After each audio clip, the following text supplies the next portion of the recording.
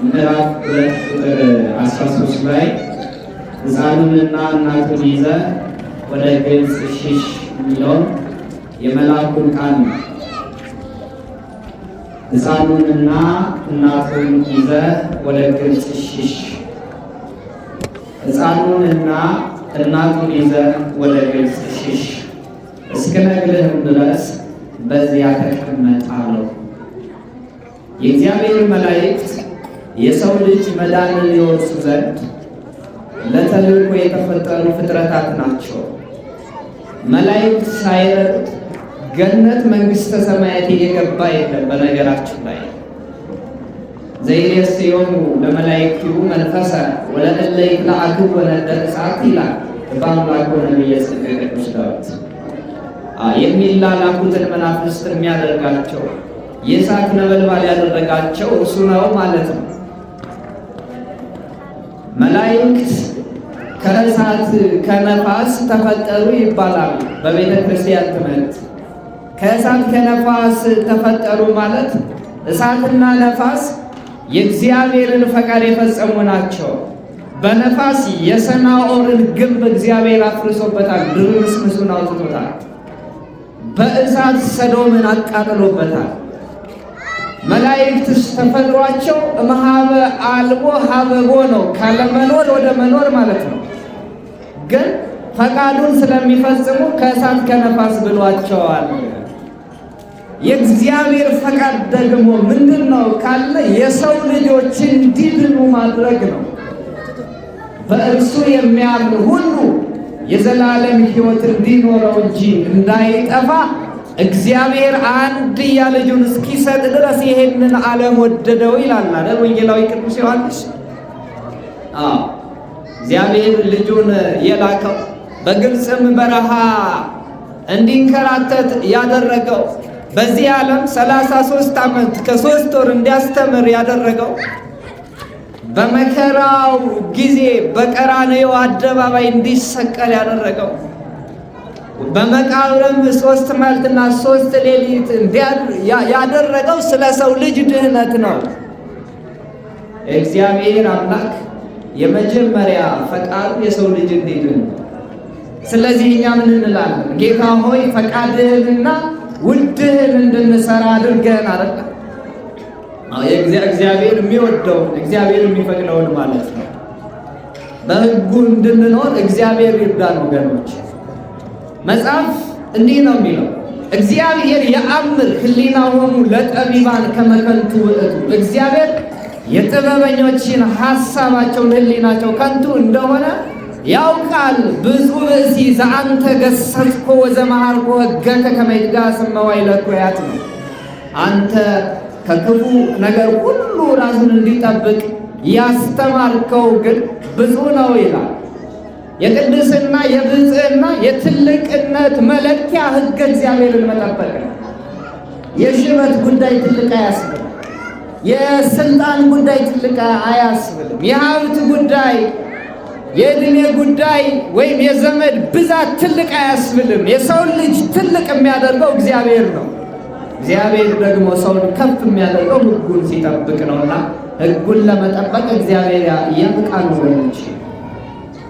ሕፃኑንና እናቱን ይዘህ ወደ ግብፅ ሽሽ። ለምንድን ነው መሸሸን ያስፈለገው ሲባል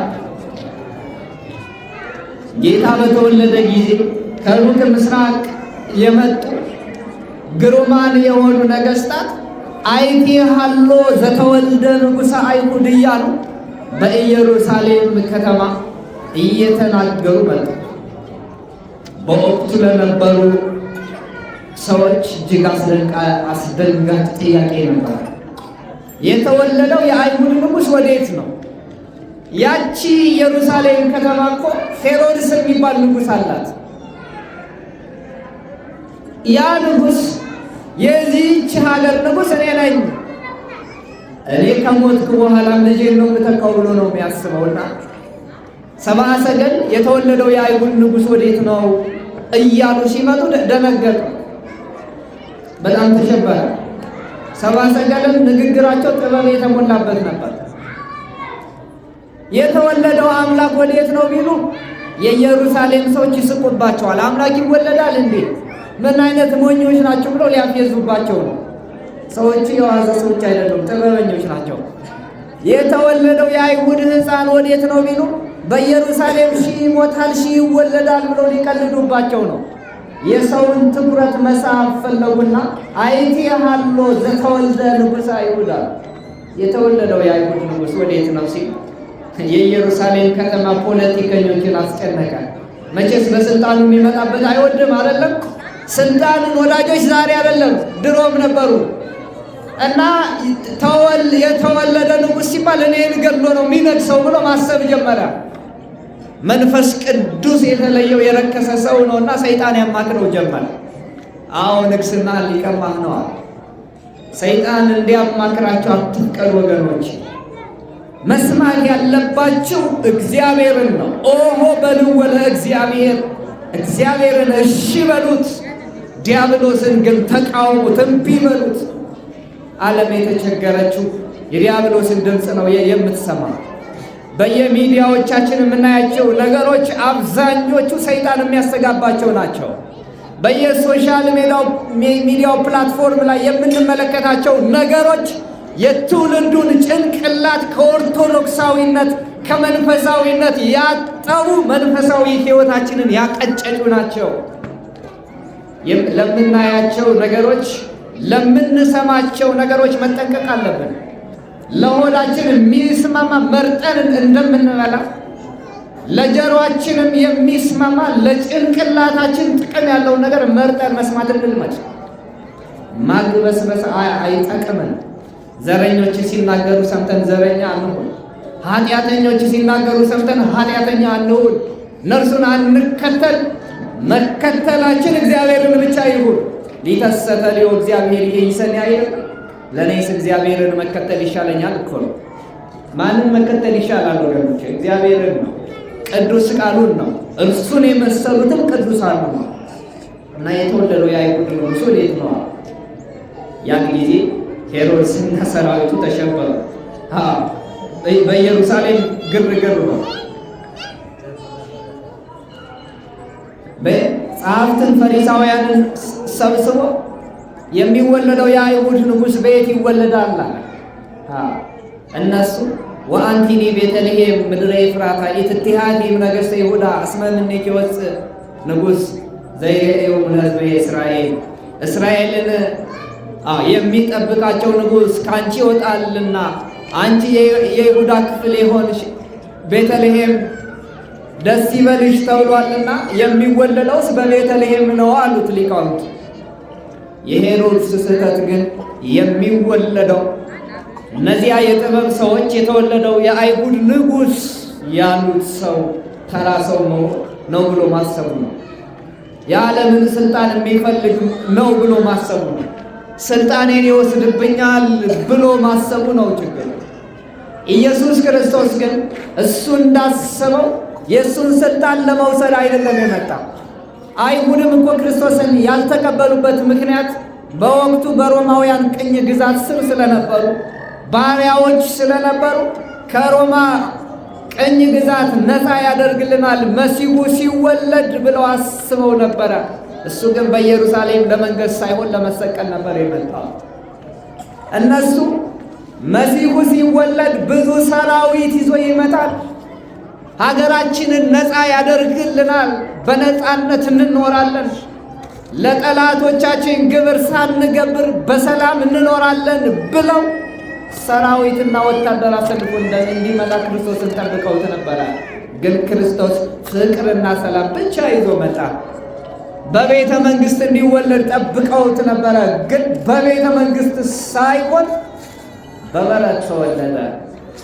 አዎ የዓለም ሐሳብና የእግዚአብሔር ሐሳብ የተለያየ ነው ወገኖቼ። እንደ ዓለም ካሰብን ከእግዚአብሔር እንለያለን። እንደ እግዚአብሔር ካሰብን ደግሞ ከዓለም እንለያለን።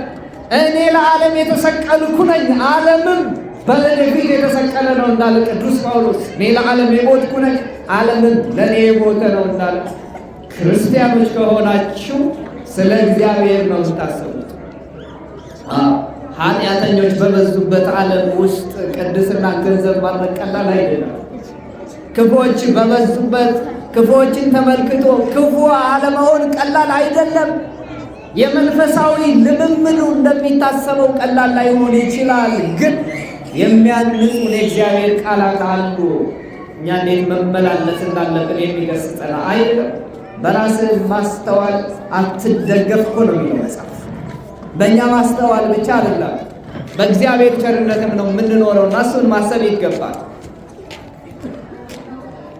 ከዛ በኋላ ሄሮድስ እነዚያን ሰብአ ሰገልን ሄዱና ሕፃኑን ፈልጋቸው አግኝታችሁ ስገዱለት፣ ከሰገዳችሁ በኋላ ያለበትን ቦታ ተጠቁሙኛላችሁ፣ እኔም ሄጄ እሰግድለታለሁ አለ። ይህንን ያለው ግን እንደነሱ ሊሰግድ አይደለም። ቢመረምር ጥሩ ነበረ። እነዚያም የመጡት ሰዎች ነገስታት ናቸው። 10,000 ሰራዊት የያዙ። ግን እነዚህ ነገስታት ለምን ይሰግዱለታል ብሎ መጠየቅ ነበረበት። ኢየሱስ ክርስቶስ ነገስታት የሚሰግዱለት አምላክ ነው። ነገስታት በእንቲአገ ይገድፉ ጌራ ወእቀቆሙ ይፈትዋራ አይደለም። ነገስታት ስለ ክብር ዘውዳቸውን ያስቀምጣሉ። ወታደሮችን ትጥቃቸውን ፈትተው ለክብር ይሰግዳሉ እኮ ነው። ለኢየሱስ ክርስቶስ የማይሰግድ ጉልበት ሁሉ የተረገመ ነው። ኢየሱስ ክርስቶስ የዓለም ሁሉ አምላክ ነውና ማንም ይሰግድለታል። ፍጥረት ሁሉ መጠየቅ ነበረበት። ግን እውቀት ጎድሎታል፣ ማስተዋል ጎድሎታል፣ አእምሮውን ኃጢአት ተቆጣጥሮታል። አልቻለም። ቢጠይቅ መልካም ነበረ። ግን ምን አለ? ሰግዳችሁ ስትመለሱ በእኔ በኩል አድርጋችሁ ነው፣ ከዛ እኔ ሄጄ እሰግድለታለሁ። ይህንን ያለ ግን ክርስቶስን ይዘው ለመግደል ነው። ምክንያቱም ያሰበው በምድራዊ ሀሳብ ነው። ይህ ሕፃን አድጎ እኔን ገድሎ ይነግሣል ብሎ ገና ያን ጊዜ ቅድም የተናገርነው ነርስ ሕፃኑንና እናቱን ይዘህ ወደ ግብፅ ሽሽ አለው መልአክ። አሁን የጌታ መሰደድ በምክንያት አለመሰደድ ይችላል ካህሌ ሁሉ ስለሆነ። ግን ለምን ተሰደደ ከተባለ የመጀመሪያው ለአጽድቆተ ትስብእት ነው፣ ሰውነቱን ለማረጋገጥ ነው። ልክ እንደኛ ፍጹም ሰው መሆኑን ለማረጋገጥ። ሳይሰደድ ቢቀር እግዚአብሔር ሰው አልሆነም ምትሃት ነው ብለው ሰዎች እንዳይክዱ ነው። የመጀመሪያው ሰውነቱን ለማረጋገጥ በስጋ ማርያም መገለጡን በጽኑ ለማስረዳት ነው መሰደዱ ያስፈልጋል። ሁለተኛ ደግሞ ትንቢትም ተናግሯል። በዚህ በትንቢተ ኢሳይያስ ምዕራፍ 19 ቁጥር 1 ላይ እግዚአብሔር በፈጣን ደመና ተጭኖ ወደ ግብፅ እየበረረ ይሄዳል ጥቅስ አለ።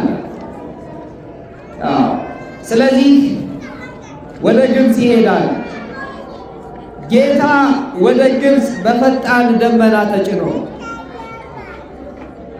ደመና የተባለች እናታችን ወላዲተ አምላክ ናት። አንቲ ዘበአማን ደመና እንታስተራይ ለነ ማየ ዝናብ፣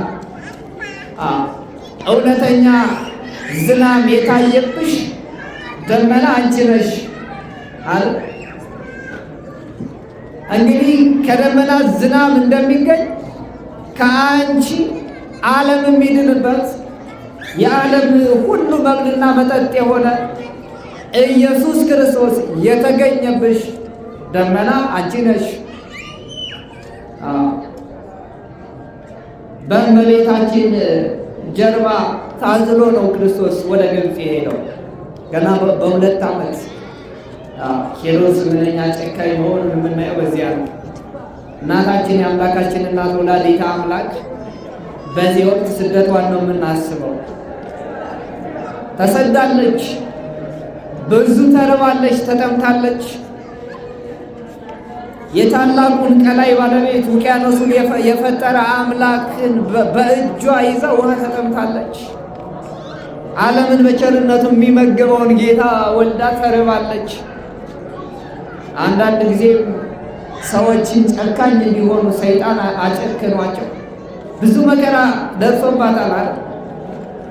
አባ ጊዮርጊስ ዘጋስጫ እንዲህ ይላል፣ ስነ ገጽኪ ደመነ ዘይቀይም ጽጌረዳ። ከጽጌረዳ ይልቅ የሚቀላው የተወደደው ደም ግባትሽ ጠቆረ። የእመቤታችን መልክ የአምላክን መልክ ይመስላል አይደለም የሚለው ታምረ ማርያም። መልኳ የአምላክን መልክ ይመስላል። በቁሙ ከሆነ ልጇን ትመስላለች ማለት ነው። ልጇ ኢየሱስ ክርስቶስ የባህሪ አባቱ እግዚአብሔር አብ የባህሪ ሕይወት መንፈስ ቅዱስን ይመስላል። ድንግል እመቤታችን ደግሞ ልጇን ትመስላለች በቁም ስንተረጉም ማለት ነው። በምስጢር ግን እነ እግዚአብሔር ንጽሕናን ገንዘብ ያደረገች ናት ማለት ነው። እስመ ፈተወ ንጉሥ ለኪ አለ ርእሲ ሕዝበኪ ወቤተ አቡኪ፣ ሕዝብሽን የአባትሽን ቤት እርሽ ንጉሡ ውበትሽን ወዷልና አለ። እስቲ እመቤታችን ወደ ቤተ መቅደስ ከገባች በኋላ እስከ 3 ዓመት በእናት አባቷ ቤት ከቆየች በኋላ ከዛ በኋላ እመቤታችን ወደ እናት አባቷ ቤት አልተመለሰችም። ምክንያቱም ዓለምን መንናለቻ።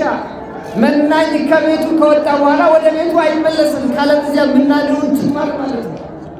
ወደ ከተማ ያዝረከረክ ምናኔ ነገር አይጠፋም።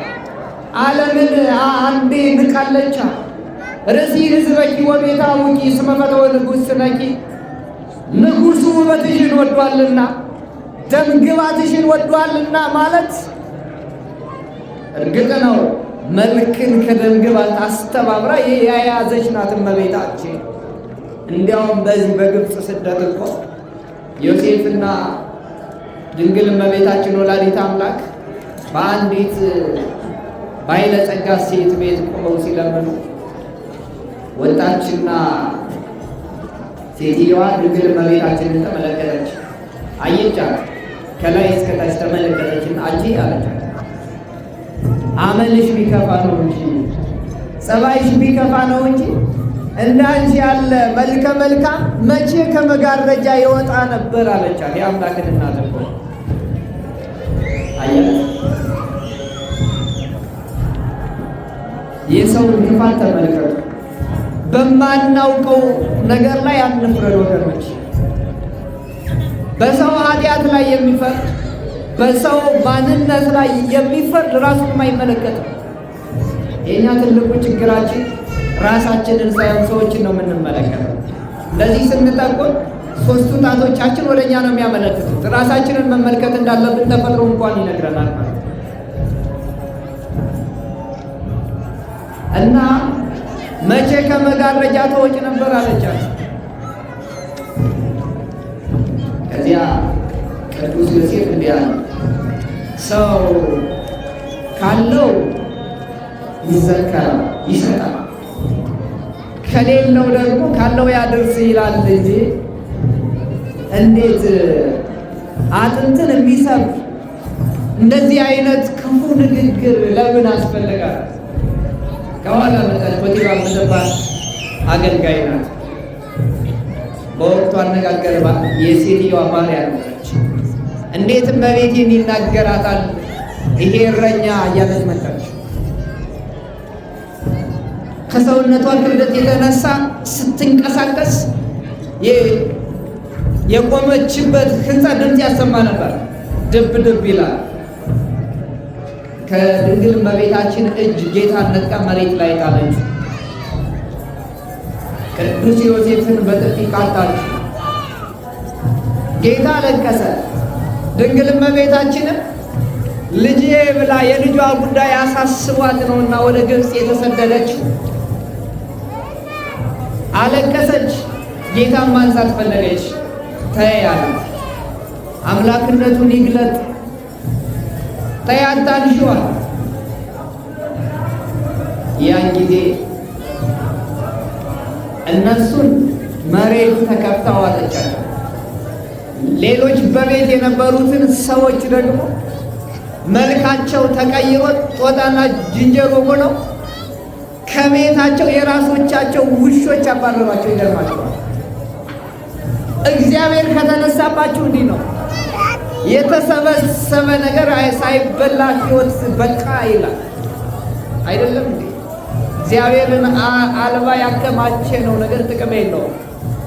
አሁን እነዚያ ሰዎች ቤት አለን ብለው በቤታቸው ተመክተው ነው አይደለም እንደዚህ ያሉት? የአምላክን እናት የተሳደቡት የፈጠራቸውን አምላክ መሬት ላይ ሕፃን ነው ብለው የጣሉት።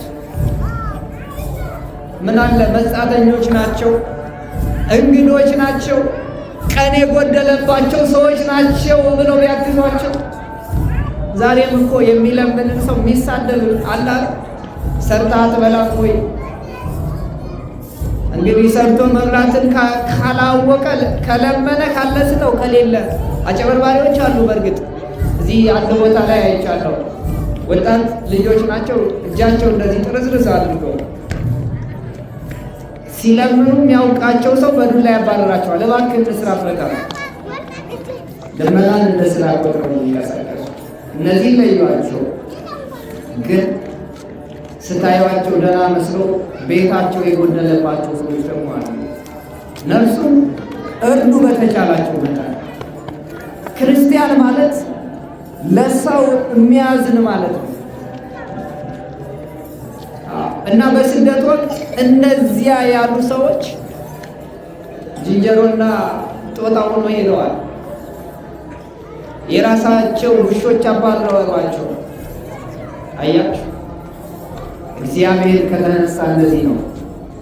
ተስፋ ያደረግነውን ነገር ባዶ ያደርግብናል እግዚአብሔር። የዓለም ነገር ሁሉ የጠዋት ጤዛ ነው ወገኖቼ። ጠዋት ያያችሁት ጤዛ ማታ እንደማይኖር ተስፋ የምታደርጉት ነገር ሁሉ ከንቱ ነው። እግዚአብሔር ግን ለዘላለም አይቀየርም፣ አይቀየርም። አንተ ግን ማለት አንተ ግን አንተ ነህ። ሰማያት የእጆች ሥራ ናቸው። አንተ አቅደምከ እግዚኦ ሳልሮታ ለምን ምድርን አስቀድመህ ፈጠርካት። ወግብረ ደዊከ እማንቱ ሰማያት፣ ሰማያት የእጆች ሥራ ናቸው። እማንቱሰ ይታጎላ ወአንተ ሰትሄሉ፣ እነዚህ ያልፋሉ አንተ ግን ትኖራለህ። የተሸከመችን ምድር እንደ ብራና የምትጠቀለልበት ዘመን ይመጣል። እንኳን ለዘላለም አትኖርም። ያልፋል ሁሉ ነገር፣ አንተ ግን አንተ ነህ።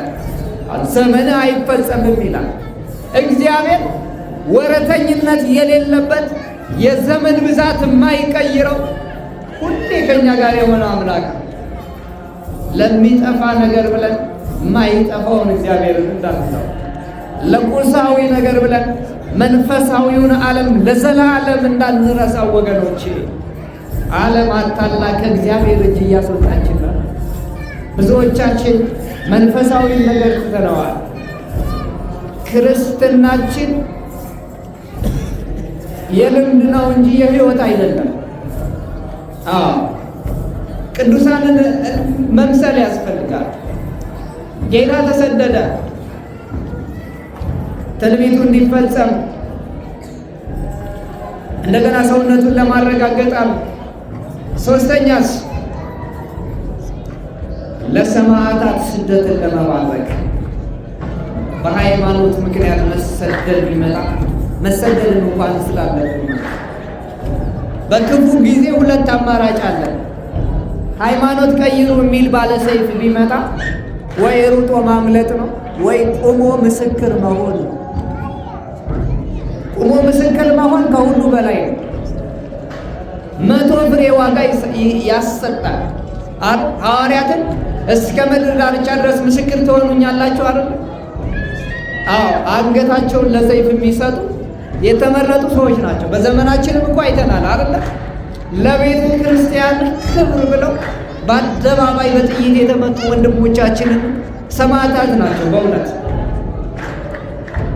እስከዚህ ድረስ ለሃይማኖት መስዋዕትነት ይከፈላል እና ጌታ የተሰደደው እኛም ስለ ሃይማኖታችን እስከ መሰደድ ድረስ ዋጋ እንድንከፍል፣ እስከ ቤትን ጥሎ እስከ መሄድ ድረስ።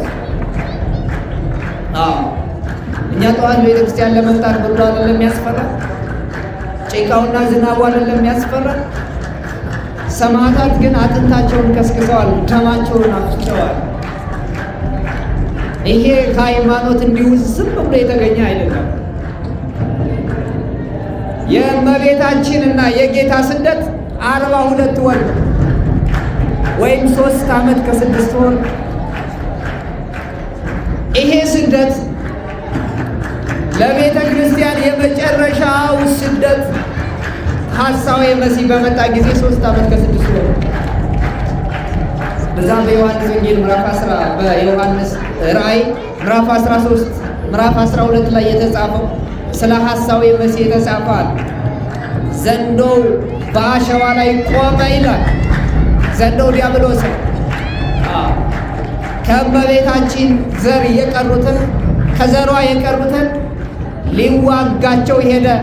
ወሆረ ይጽብዖሙ ለለተርፉ ውሉዳ ከዘሯ የቀሩትን ሊዋጋቸው ሄደ።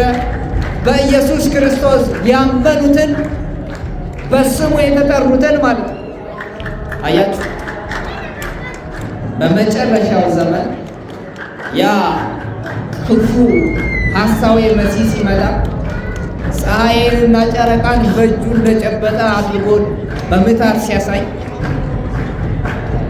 ዘንዶ ተብሎ ተጠርቷል። የዘንዶው ጅራት ከሰማይ ከዋክብት 1/3ኛውን ሲሶውን እየጎተተ ወደ ምድር ይጥላቸዋል ይላል። ይሄ ማለት ከዋክብት የተባሉ በጽድቅ ያበሩ በሃይማኖት የኖሩ ሰዎች ናቸው። ግን በሐሳዊ መሲህ ትምህርት ፈርተውና ደንግጠው አንዳንዶቹ ተታለው ሃይማኖትን እስከ መካድ ይደርሳሉ ማለት ነው። ሃይማኖትን ከመካድ እግዚአብሔር ይሰውረን እንጂ የሰው ልጅ ትልቁ ስለ ሃይማኖትን የካደቀ ኃጢአትማ ብንሰራ ንስሐ ገብተን እንመለሳለን። መንፈስ ቅዱስም አይለየም። ኃጢአት ስንሰራ መንፈስ ቅዱስ እኛ ላይ ካለ ለምን ይሄን ኃጢአት ሰራኸው ብሎ ይገስጸናል። ታውቃላችሁ፣ ስንበድል ለጊዜው በኃጢአት እንኳን ብንደሰትም ምን ይለናል? ሰው በተረከመ ኃጢአቱ ይጸላ አይደለም። ኃጢአቱ ካገኘችው በኋላ ግን ይጠላታል እንዳለ በኃጢአት ፍዳ ይመጣብናል። በኃጢአት የአእምሮ መረበሽ፣ የውስጥ ሰላም ማጣት ይመጣል። ይሄ የሚመጣው ግን መንፈስ ቅዱስ ካልተለያችሁ። ኃጢአት ስትሰሩ መንፈሳችሁ ከተረበሸ ይሄን ማድረግ አልነበረብኝም ብላችሁ ራሳችሁን ከወቀሳችሁ መንፈስ ቅዱስ እናንተ ላይ አለ ማለት ነው። መንፈስ ቅዱስ የተለየው ሰው ግን ሰው ሲገድል ጽድቅ ነው የሚመስለው። ይገርማችኋል። ሕፃናትንና ሴቶችን ሲያርድ ለእግዚአብሔር በጎ መስዋዕት የሚያቀርብ ነው የሚመስለው። ይገርማችኋል። የሚገሏችሁ ሁሉ እግዚአብሔርን የሚያገለግሉ ይመስላችኋል እኮ ይላል መጽሐፍ። አይገርማችሁ? ወትከውኑ ጽኑዓነ በይንተ ስሜ፣ ስለ ስሜ የተጠላችሁ ትሆናላችሁ። ክርስቲያኖች በዓለም የተጠሉ እንደሆነ ታውቃላችሁ። ለምን ይመስላችኋል? ዓለም ክርስቶስን እንኳን አልወደደችም። የምናመልከውን ጌታ የዕውራኑን ዓይን ስለገለጠ፣ ሙታኑን ስላስነሳ፣ የጎበጡትን ቀና ብለው እንዲሄዱ ስላደረገ፣ ቀን የጎደለባቸውን ሰዎች የተስተካከለ ሕይወት እንዲኖራቸው ስላደረገ፣ መንፈሳቸው የተረበሸን ሰዎች በወንጌል ስላጽናናቸው፣ ይሄ ሰው ሕዝብን ሲያጣምም አግኝተነዋል።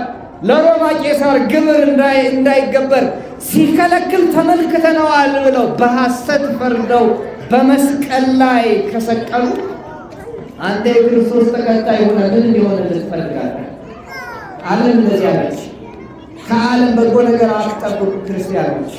ግን በዓለም እንዴት መኖር እንዳለባችሁ ግን ተለማመዱ።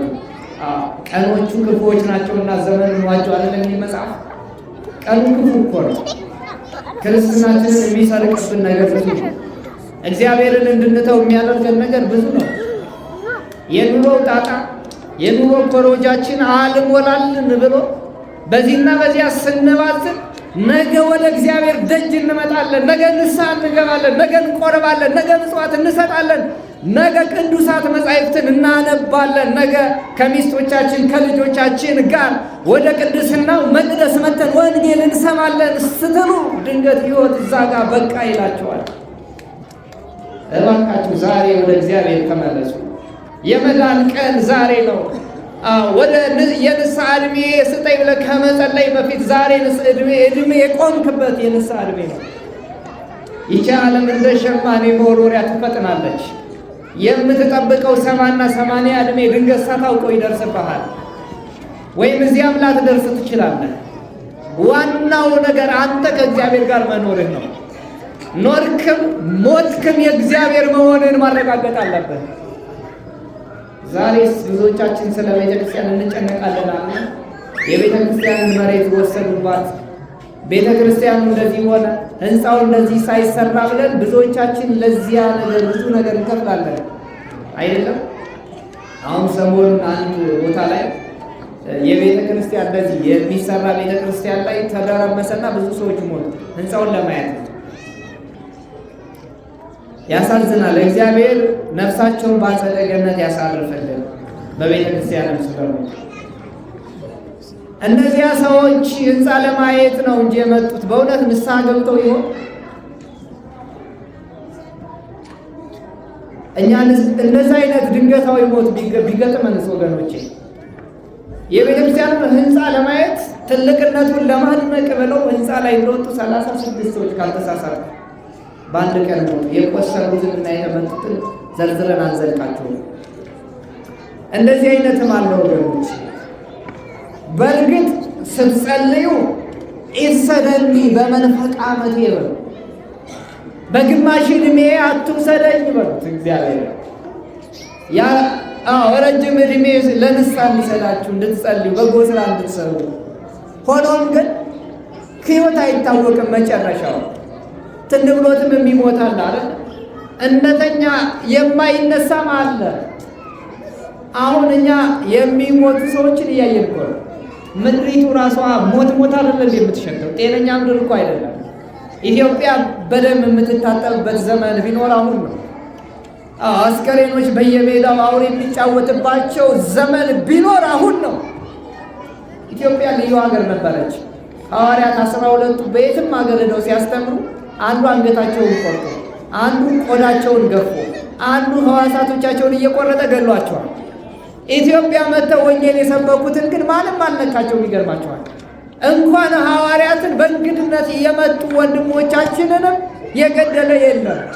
ዛሬ ግን ምድሪቱ የደም መሬት አኬልዳማ ሆናለች። ሞት ነው የሚሰበክ በየሚዲያው።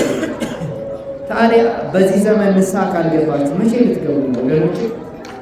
እኛ ወደ እግዚአብሔር ብናለቅስ ሁሉ ነገር ይቆማል። መፍትሄው እግዚአብሔር እጅ ላይ ነው፣ ማንም ላይ አይደለም። እንዲህ ብናደርግ ብንል የሚለው ሁሉ አይጠቅምም። ወደ እግዚአብሔር ብንመጣ ዛሬ ብንነሳ እግዚአብሔር ሁሉን ያስቆማል። ቤተ ክርስቲያን ስደት ላይ ናት ብለዋል አይደል አባቶቻችን ሊቃነ ጳጳሳት። የኢትዮጵያ ቤተክርስቲያን ስደት ላይ፣ እውነት ነው፣ ስደት ላይ ይሆናል። ምዕመናን በየቀኑ ይታረዳሉ፣ መነኮሳት ይታረዳሉ፣ ካህናት ይታረዳሉ፣ ሌሎችም ሰዎች እንደዚህ አሉ። በቤተ ክርስቲያን የስደት ወቅት ወገባችንን አስረን ካልጾም፣ በቤተ ክርስቲያን የስደት ወቅት ቆመን ካልጸለይ መቼ ልንጸልይ ነው ወገኖቼ? ወደ ፈተና እንዳትገቡ ትጉና ጸልዩ አለ። ፈተናው አይቀርም፣ ግን ፈተናውን እንድታልፉ ማለት ነው። ማለፍ ይቻላል። በአውሎ ነፋስ መካከል እግዚአብሔር በጸጥታ እኮ ያሳልፋል። ታውቃላችሁ፣ በሞት መካከል በሕይወት እንድትሄዱ ያደርጋል እኮ እግዚአብሔር። የተወረወረባችሁን ቀስት እግዚአብሔር ያጥፋል። የፈረሰውን ድልድይ እግዚአብሔር ይገነባና ያሻግራቸዋል። እንዳትጠራጠሩ። ከረገጣችሁት መሬት በላይ እግዚአብሔርን እመኑት። ከእናታችሁ እጅ በላይ እግዚአብሔርን እመኑት ወገኖች። እግዚአብሔር ይችላል። ስለዚህ የእመቤታችን የስደት ወቅት ነው። ስደቷን አስበን በጎ ስራ እንድንሰራ እግዚአብሔር ይርዳን። ያስተማረን የገሰጸን እግዚአብሔር የተመሰገነ ይሁን። የተማርነውን ትምህርት 30፣ 60 መቶ ፍሬ እንድናፈራበት እግዚአብሔር መንፈስ ቅዱስ ይገዛል። በስመ አብ ወወልድ ወመንፈስ ቅዱስ